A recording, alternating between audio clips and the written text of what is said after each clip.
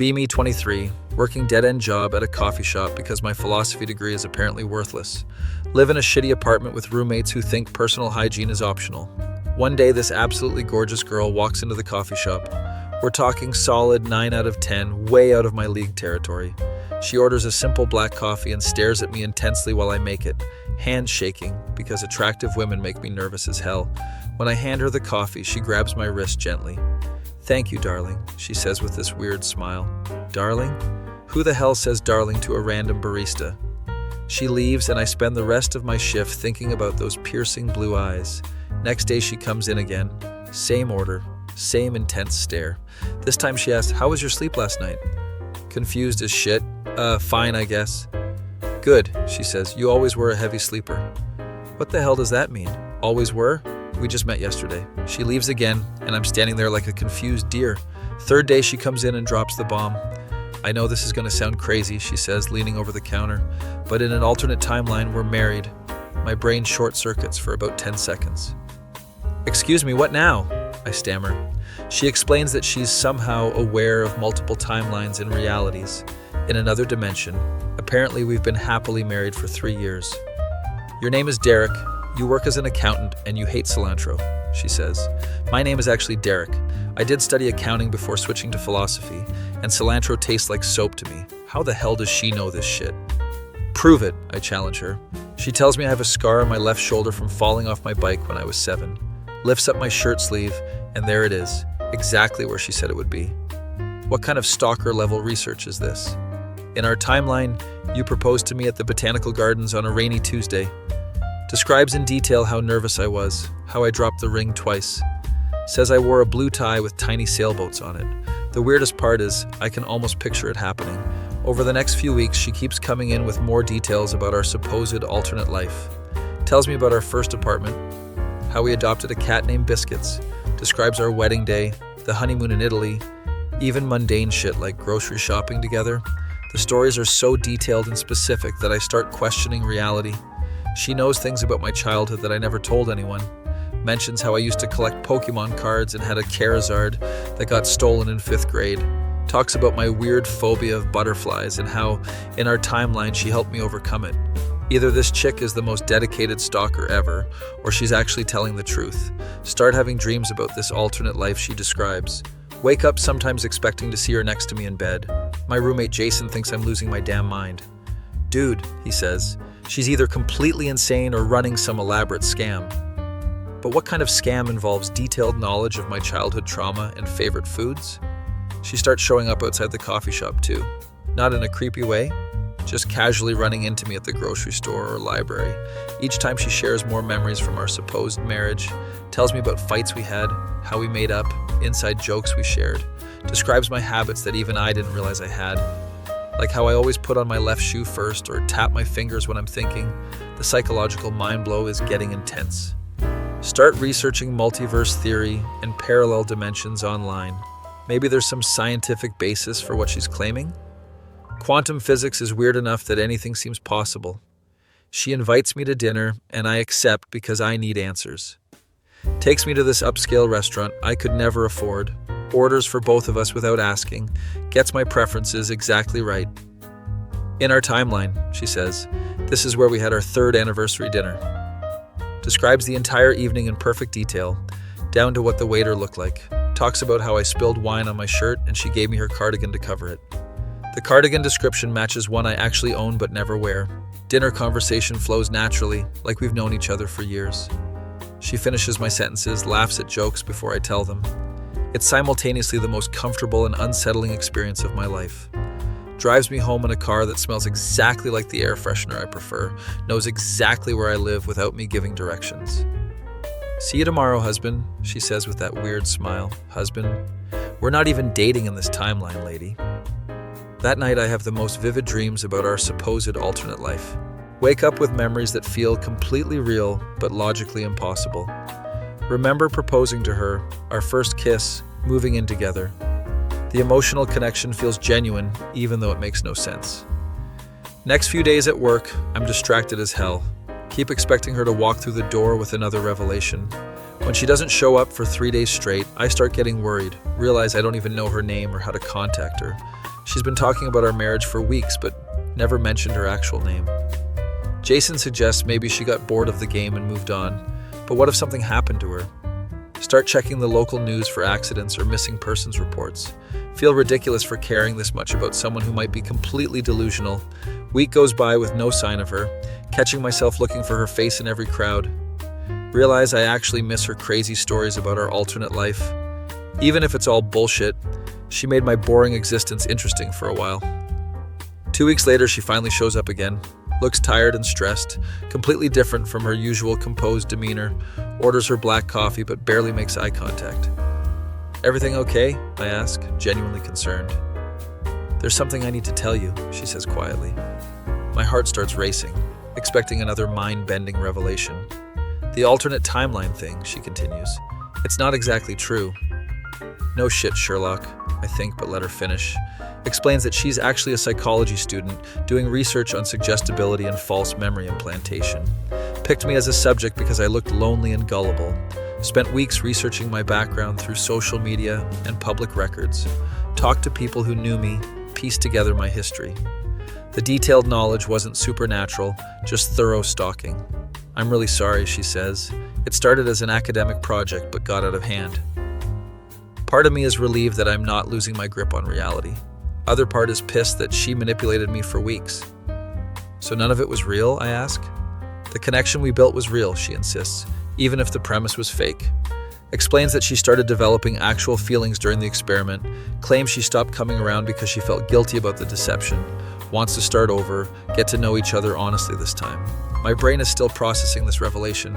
On one hand, she lied and manipulated me for an extended period. On the other hand, the conversations and connection felt genuine. Plus, she came clean voluntarily instead of just disappearing forever. "What's your actual name?" I ask. "Rachel," she says. "And yes, I really am a psychology student." We sit in awkward silence for a few minutes. Finally ask, "So was there any part of the alternate timeline story that was true?" She smiles sheepishly. "Well, I do think we would make a good couple." "And I actually do hate cilantro," I admit. We both start laughing at the absurdity of the situation. Agree to start fresh with no more interdimensional marriage bullshit. She asked me out for real this time.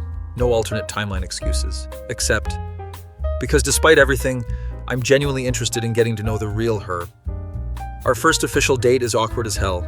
Keep expecting her to reference some fake memory or timeline, but she's actually pretty cool when she's not pretending to be my interdimensional wife. Turns out we do have a lot in common.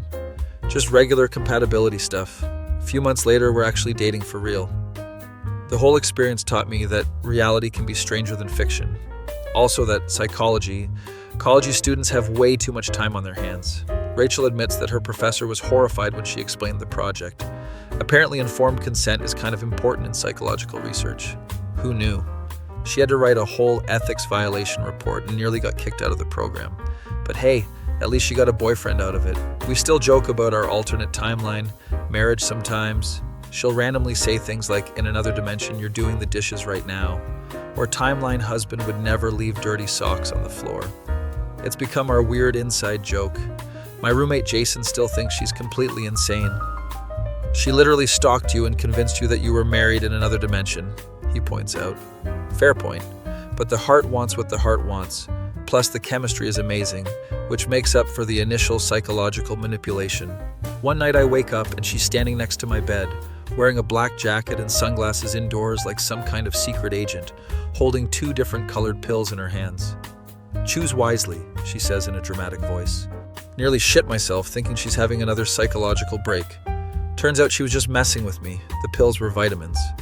"Thought you might want to experience another alternate timeline," she laughs. Punch her in the arm and tell her that joke was in poor taste. But secretly I'm impressed by her commitment to the bit. We're still together a year later. Sometimes people ask how we met and we never know how to explain it. She convinced me we were married in another dimension. Doesn't usually go over well at parties. Usually just say we met at my coffee shop, which is technically true. Rachel finished her psychology degree and is now working on her master's. Promises no more unethical experiments involving fake memories. Though she did suggest we could role play as time travelers next. Told her absolutely not. One interdimensional identity crisis is enough for a lifetime. Looking back, the whole experience was completely insane. but it led to the best relationship I've ever had. Turns out love can bloom even in the weirdest circumstances. Just maybe avoid dating psychology students who approach you with elaborate alternate reality stories, unless you're into that kind of thing, in which case go for it. That feel when your fake interdimensional marriage turns into a real relationship. Be me, 24, single, and definitely not looking for relationship drama. Match with this girl on Tinder named Brittany, actually pretty cute. She's got that alternative vibe going on. Purple hair, nose piercing, the whole package. We start texting and she seems cool, shares memes, and actually has a personality, unlike most Tinder matches who respond with LOL to everything. After a week of texting, she asks if I want to meet up for drinks. Hell yeah, finally a date that might not be a complete disaster. Meet at this trendy bar downtown. She looks even better in person. Conversation flows naturally, she's funny, and we have similar taste in movies. Everything's going great until she drops the bomb halfway through our second drink. So I should probably mention, she says casually, I'm polyamorous. Nearly choke on my beer. What is this, Reddit normie shit? She laughs like I made a joke. No, seriously, I'm in an open relationship. Explains how she has a primary partner, but they both date other people. My brain is trying to process this information while maintaining poker face. So you're basically saying you want to have your cake and eat it too? I ask. It's more complicated than that, she insists. It's about authentic connections. Authentic connections, what kind of therapy, speak bullshit is this? She goes into detail about how monogamy is a social construct, talks about how humans aren't naturally meant to be with just one person. Meanwhile, I'm thinking this sounds like elaborate justification for being unable to commit. I understand if this isn't for you, she says. Most people aren't evolved enough for polyamory. Evolved enough? Now she's talking like she's some kind of enlightened being? Decide to play along and see where this train wreck leads? Actually, I tell her, that sounds really interesting and progressive. Her face lights up like I just validated her entire worldview. Spend the rest of the date listening to her explain polyamory philosophy. She mentions her primary partner is some guy named Jake, who works in tech, talks about how they have these deep intellectual conversations about relationship structures. Sounds boring as hell, but I nod along like I'm fascinated. She also mentions living with her younger sister, who's apparently single. Maya's really pretty, but she's kind of traditional when it comes to dating, Brittany says. Traditional meaning she probably doesn't buy into this poly bullshit, file this information away for later use. End of the night, Brittany invites me back to her place. Figure why not, might as well see how this plays out. Her apartment is exactly what you'd expect from someone who uses the word authentic unironically. Crystals everywhere, weird art on the walls, definitely shops at Whole Foods. She introduces me to her sister Maya, who's watching Netflix on the couch. Holy shit. Brittany undersold her sister's attractiveness by about 50%. Maya looks like she could be a model. Long dark hair, green eyes, actually stunning. This is the guy I was telling you about, Brittany says. Maya gives me a polite smile. Nice to meet you. Spend about an hour hanging out, Brittany talking about her poly lifestyle. Maya mostly stays quiet, but I catch her rolling her eyes a few times. When Brittany goes to the bathroom, Maya leans over. Just so you know, she whispers, I think the whole polyamory thing is pretentious bullshit. This girl gets it. Finally someone with common sense. Really? I whisper back. I was starting to think I was the only one. She's been like this since she took that gender studies class in college, Maya explains. We share a moment of mutual understanding about Brittany's ridiculousness. Brittany comes back and suggests we watch a movie. Puts on some artsy foreign film that's probably supposed to be deep. Maya makes excuses and goes to her room. Smart move. Spend the next 2 hours pretending to enjoy incomprehensible cinema. Brittany keeps pausing to explain the symbolism, like I'm too stupid to understand. Finally, the torture ends and she suggests we go to her room, hook up. But the whole time she's talking about how this is such an authentic connection. Nothing kills the mood like someone philosophizing during intimate moments. Wake up the next morning to Brittany making breakfast and talking about our journey together. Journey? Lady, we had one date and mediocre hookup. Maya's in the kitchen drinking coffee and gives me a sympathetic look. Brittany starts explaining her schedule for the week. Apparently she has dates planned with 3 other guys. One's a yoga instructor, another's a musician. The third is some artist. Describes each of them in detail like she's reviewing restaurants. Maya looks like she wants to disappear into her coffee mug. That sounds really fulfilling, I lie through my teeth. Leave after breakfast with Brittany's number and a plan forming in my head. Spend the next few days texting Brittany while secretly researching her sister. Find Maya's Instagram, and damn, every photo is better than the last. She works as a graphic designer, actually has a real job, unlike her philosophical sister. Posts normal stuff, food pics, hanging with friends, no pseudo-intellectual quotes. Meanwhile, Brittany keeps sending me articles about polyamory and relationship anarchy, whatever the hell relationship anarchy is supposed to mean. She invites me to meet her other partners at some polyamory meetup. Decline politely, claiming I need to ease into the lifestyle slowly. Instead, I start finding excuses to drop by their apartment when Brittany's not home. Oh hey, is Brittany here? Knowing full well she's on a date with yoga instructor guy. No, she's out, Maya says, but you can come in and wait if you want. Perfect opening to get to know the superior sister. We start talking and she's everything Brittany isn't. Down to earth, funny without trying too hard, doesn't use the word authentic every 5 minutes. Tells me about her job, her hobbies, normal human interests. Can I ask you something? She says during one visit. Sure, I reply. Are you actually into the whole poly thing, or are you just humoring my sister? Decide to be honest. Honestly, I think it's complete bullshit. She starts laughing. Oh, thank God, I was starting to think you were another one of her converts. We bond over making fun of Brittany's pretentious lifestyle choices. Maya tells me stories about Brittany's college years. Apparently, she used to be normal until she discovered alternative relationship styles. She once told me that monogamy was a tool of the patriarchy, Maya says. What did you say to that? I ask. I told her that sounded like something someone says when they can't handle commitment. This girl is savage, and I'm here for it. Start spending more time talking to Maya than actually dating Brittany. Brittany's usually too busy with her other partners to notice. She's juggling so many people that I'm basically an afterthought. Perfect cover for getting closer to her sister. One evening, Maya and I are hanging out when Brittany comes home. She's clearly upset about something. Jake and I had a fight, she announces dramatically. Apparently her primary partner suggested maybe they should be more selective about additional partners. Brittany interpreted this as him trying to control her autonomy. He just doesn't understand the complexity of my emotional needs, she whines. Maya and I exchange glances, both trying not to laugh. Maybe he's just jealous, I suggest, playing therapist. Jealousy is such a toxic emotion, Brittany responds. It's rooted in possessiveness and insecurity. Meanwhile, she's clearly jealous that Jake might want to limit her dating pool. The irony is completely lost on her. She spends an hour ranting about how monogamous people don't understand love.